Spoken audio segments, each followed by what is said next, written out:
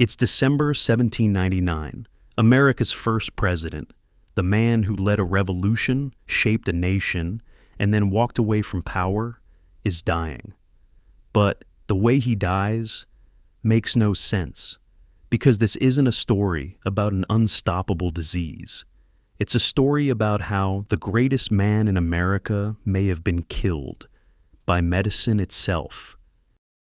It starts on a freezing December day at Mount Vernon, Washington's estate in Virginia. George Washington, now 67 years old, had spent the morning riding across his property in a snowstorm. The temperature dropped below freezing, the air was wet and heavy, and yet he refused to change his clothes when he got home. By evening, his throat began to ache. He brushed it off. He had survived far worse in his lifetime. Bullets flying past him in battle, diseases like malaria and smallpox. A little cold was nothing. But overnight, the pain got worse. He woke up around 2 a.m., gasping for air, unable to swallow. His wife, Martha, panicked. By morning, she sent for help. 3 doctors arrived at Mount Vernon, and what they did next would shock us today. At the time, medicine was guided by what we now call the humor theory. The idea was simple and completely wrong. Doctors believed the body contained 4 humors: blood, phlegm, yellow bile, and black bile. If you were sick, it meant those humors were out of balance. And to restore balance, they had to take something out. That's where bloodletting came in. They decided to drain his blood, and they didn't stop there. Over the next 10 hours, they removed nearly 40% of his blood. They also gave him vinegar and molasses mixtures, blistering ointments, and mercury-based treatments to induce vomiting, all while he was struggling to breathe. Imagine that. The most respected man in the country, lying in bed, barely conscious, while the doctors who loved and revered him were unintentionally killing him. What's even more tragic is that Washington had been through decades of health problems before this final moment. He wasn't just the stoic general we see in paintings. He was a man constantly at war, not just with enemies, but with his own body. As a teenager, he caught smallpox, which left scars on his face but gave him lifelong immunity. Later, during his years in the military, he suffered from malaria repeatedly. He had dysentery during campaigns, enduring fevers and dehydration while still leading troops. He was constantly exposed to harsh conditions: cold, heat, hunger, mud. He lost his teeth, one by one, from poor dental care and mercury treatments. By the time he became president, he had only one real tooth left in his mouth. Even then, he rarely complained. He was known for his self-control, his discipline, and his refusal to show weakness. And that attitude, that stubbornness, might have cost him his life. Back to December 14th, 1799. Washington's breathing was getting worse. His throat had swollen so much that he could barely speak. Dr. Elisha Dick, the youngest physician present, proposed a radical idea: perform a tracheotomy, cutting into the windpipe to help him breathe. But Dr. Craik, Washington's longtime friend, refused. He thought it was too risky. They continued bloodletting instead. It's hard to imagine now, but that decision might have been the difference between life and death. As the hours passed, Washington began to fade. He asked the doctors to stop.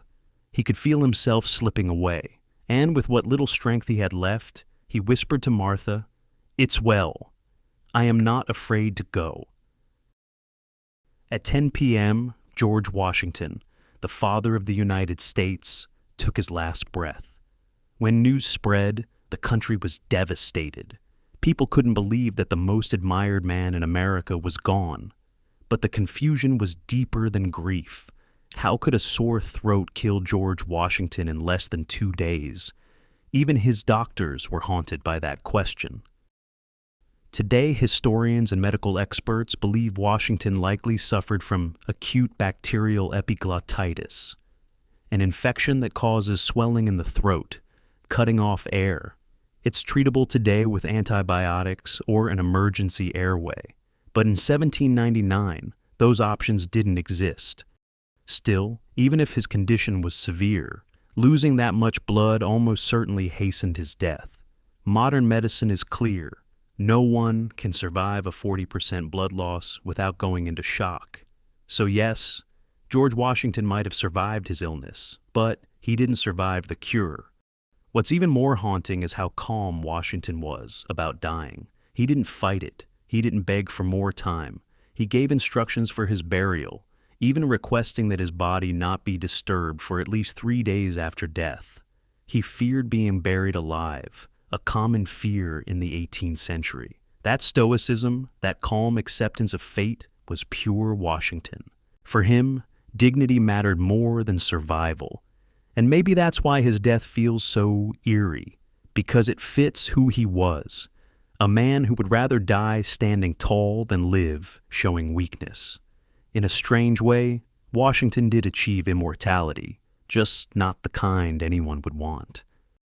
His death became one of the most studied medical cases in American history.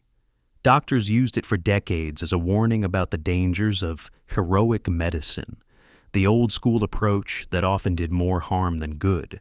His case symbolized the transition from superstition to science, from bleeding and leeches to real medicine.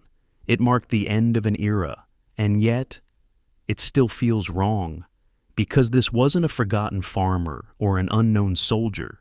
This was George Washington, the man who crossed the Delaware, who refused to become a king, who shaped a nation through willpower alone, undone, in the end, by the very people trying to save him. After Washington's passing, his doctors published detailed accounts of his illness, trying to justify their actions. They argued that everything they did was according to the best medical science of the day. And they weren't lying. They really did what most experts of 1799 would have done, but history judged them differently. To modernize, it looks like a slow, well-intentioned execution. His death triggered public debate about medicine, health, and progress. It forced Americans to confront a painful truth. Even the greatest man in the country wasn't safe from ignorance. And perhaps that's the strangest part of this whole story. The father of American independence died completely powerless. When Martha Washington finally allowed visitors to see his body, they said he looked peaceful, almost regal. Even in death, Washington looked like the man the world remembered. Calm, composed, untouchable. But under that stillness was tragedy. Because the truth is, George Washington didn't die of fate. He died of a misunderstanding, a fatal collision between outdated science and human pride. And that's why his death still makes no sense.